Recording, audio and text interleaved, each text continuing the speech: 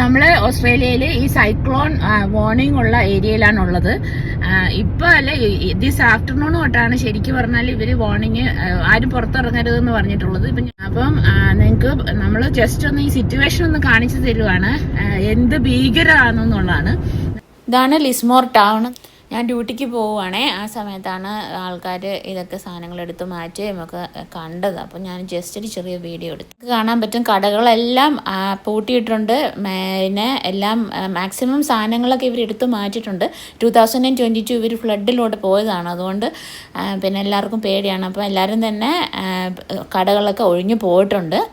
പിന്നെ മെയിനായിട്ട് ചെയ്യണമെന്ന് പറഞ്ഞാൽ ലോക്കൽ കൗൺസിൽ അനൗൺസ് ചെയ്യുന്ന പിന്നെ വാർണിംഗ്സും ഒക്കെ നിങ്ങൾ കേൾക്കുക. പിന്നെ സ്റ്റേറ്റ് എമർജൻസി സർവീസിന്റെ വാർണിംഗ്സ് ന്യൂസ് കാണുക, അപ് ടു ഡേറ്റ് ആയിട്ടിരിക്കുക, പിന്നെ സേഫ് ആയിട്ടിരിക്കുക. അത്രേ നമുക്ക് ചെയ്യാൻ പറ്റുള്ളൂ.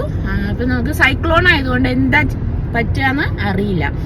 അതുകൊണ്ട് എല്ലാവരും stay safe at home, at work, or wherever you are, stay safe.